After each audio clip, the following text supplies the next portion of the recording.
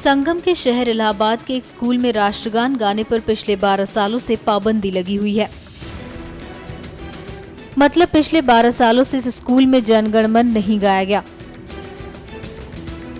आजादी की 70वीं सालगिरह पर देश भर के स्कूलों में जहां अगले हफ्ते पड़ने वाली आजादी का जश्न मनाने की तैयारियां जोर शोर से चल रही हैं, वहीं इसकी तैयारियों की वजह से इलाहाबाद के एक प्राइवेट स्कूल की महिला प्रिंसिपल और 8 टीचर्स की नौकरी चली गई। देखिए मैडम, नेशनल एंथम हमारे यहाँ आज तक नहीं हुआ है, तो वो अभी भी नहीं होगा। हमने पूछा सर रीज़न क्या है, तो बोलते हैं रीज़न ये है कि उसमें एक लाइन आती है जो हमारे खिलाफ है। हमने कहा क्या है, बोला भारत भाग्य विधाता।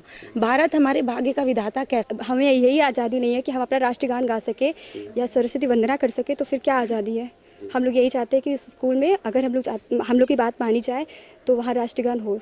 इलाहाबाद के शिवकोटी इलाके से पिछले 12 सालों से चल रहे MA कॉन्वेंट स्कूल में आज तक राष्ट्रगान नहीं गाया गया। नर्सरी से 8वीं तक चलने वाले स्कूल में शुरू से ही राष्ट्रगान पर पाबंदी है।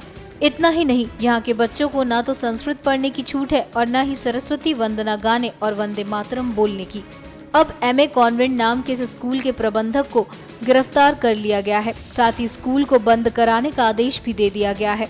दरअसल इस प्राइवेट स्कूल के स्टाफ ने इस बार के स्वतंत्रता दिवस पर राष्ट्रगान की इजाजत मांगी तो प्रिंसिपल समेत 9 टीचर्स की नौकरी चली गई। स्कूल का मैनेजमेंट भी अब इस जिद पर अड़ा हुआ है कि कुछ शब्द हटाए जाने तक वो अपने यहाँ राष्ट्रगान नहीं होने देगा। ईश्वर हमारे भाग का विधाता है और वही भारत के भी भाग का विधाता है। भारत हमारा देश है, उस पर कोई आपत्ति नहीं है, लेकिन उसको भाग विधाता मानने पर जो है मुस्लिम धर्म के हिसाब, इस्लाम धर्म के हिसाब से वो जो है फिर मुस्लिम नहीं रहेगा। तो मिल गया होगा आपको अज्ञानी प्रिंसिपल की अज्ञानता का सबूत, जिसे देश के राष्ट्रगान के भारत भाग्य विधाता शब्द से है ऐतराज। खास बात यह है कि तकरीबन 300 बच्चों वाले इस स्कूल में ज्यादातर सनातन धर्मी परिवारों के छात्र ही पढ़ते हैं। स्कूल की नई प्रिंसिपल और टीचर्स ने इस बार के स्वतंत्रता दिवस पर दूसरे कार्यक्रमों के साथ राष्ट्रगान कराने की भी इजाजत मांगी, तो स्कूल मैनेजमेंट नाराज हो गया और उन्हें दो टूक बता दिया कि इस स्कूल में राष्ट्रगान पर पाबंदी है और इसे यहाँ नहीं गाया जा सकता। प्रिंसिपल्स और 8 टीचर्स के नौकरी छोड़ने के बाद मामले ने तूल पकड़ा तो कोहराम मच गया। प्रशासन ने इस मामले में BSA को जांच सौंपकर उनसे 3 दिनों में रिपोर्ट देने को कहा है। शुरुआती जांच में पता चला है कि नर्सरी में 8वीं तक चलने वाला MA कॉन्वेंट स्कूल बिना मान्यता के ही चल रहा है।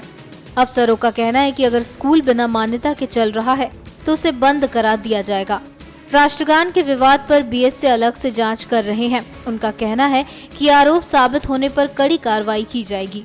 हमारा राष्ट्रगान है, राष्ट्र के जनता को समर्पित है, तो इसलिए ये हटाना मेरे बस की बात या किसी संस्था विशेष के लिए उचित नहीं है।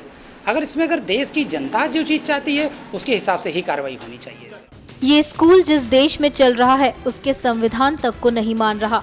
ऐसे में इस मामले की तूल पकड़ने के बाद इस मसले पर आने वाले दिनों में सियासत भी हो सकती है। वैसे अगर ये स्कूल पिछले 12 सालों से बिना मान्यता के चल रहा था तो ये शिक्षा विभाग से जुड़े अफसरों के कामकाज पर सवालिया निशान भी है। न्यूज़ एक्सप्रेस की रिपोर्ट।